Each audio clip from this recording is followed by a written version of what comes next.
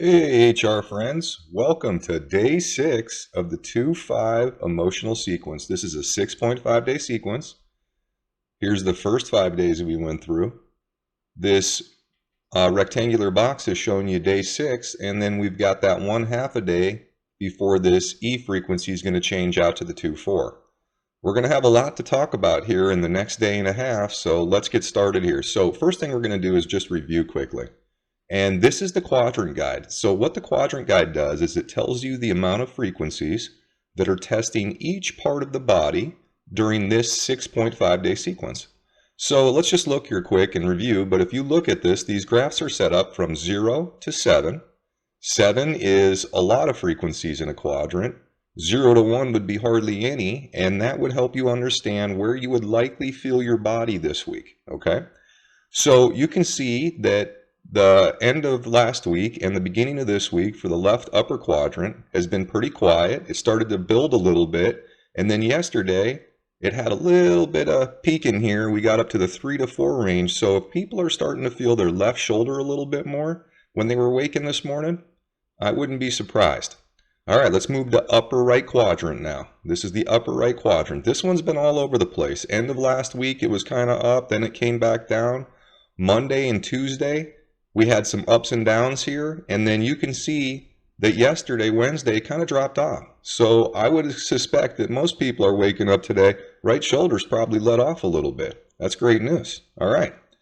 Now let's come down here to left lower extremity. Same thing. We've been having an up and down pattern this as well. End of last week, it kind of peaked up, dropped back down.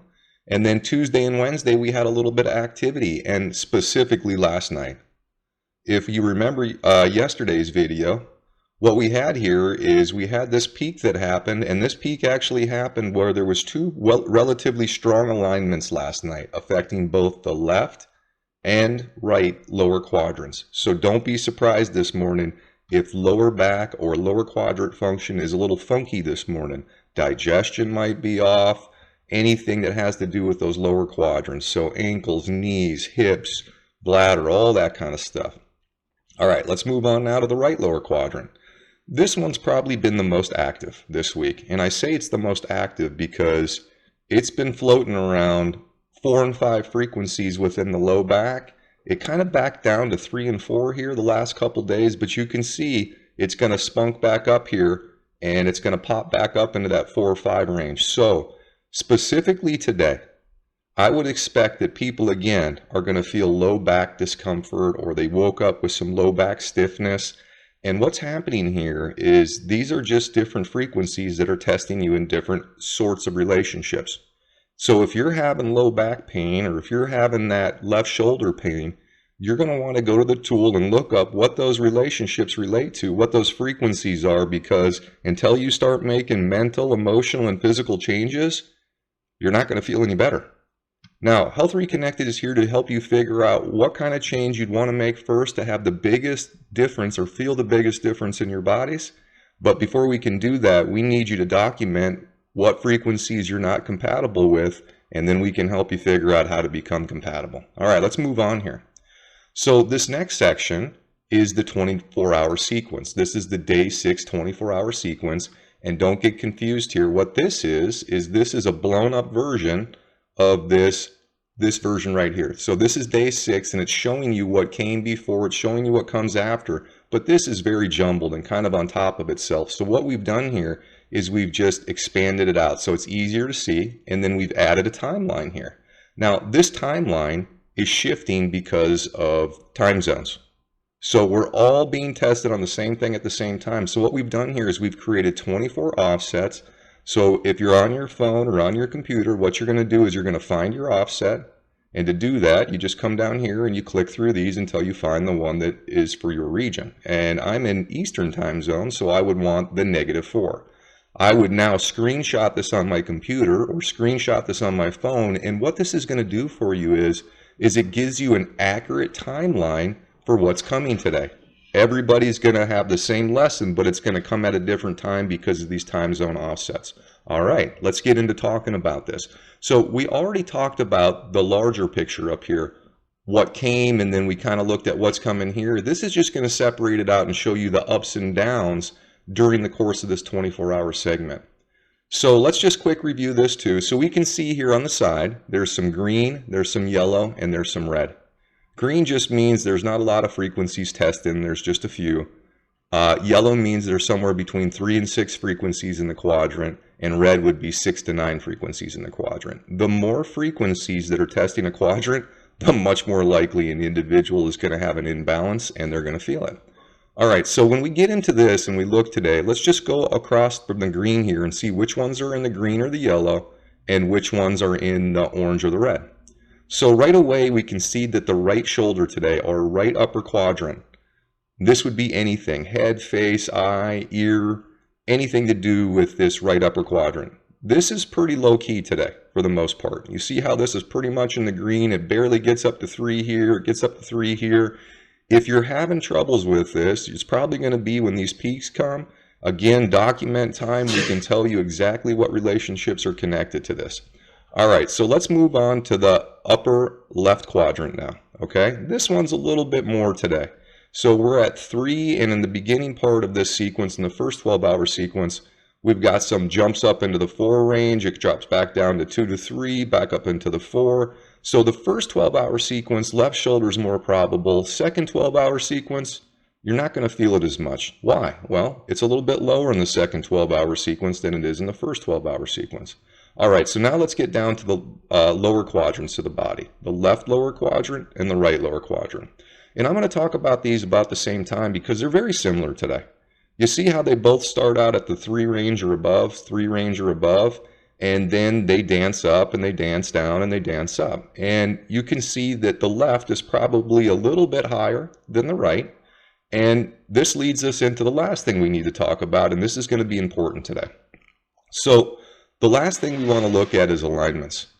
And we have 2 very strong alignments today. Now, alignments are organized on this from the bottom is the weakest to the top is the strongest. And you can see we're 30 down from the top. So if there were 15 levels, this would be 2 level 12 alignments today.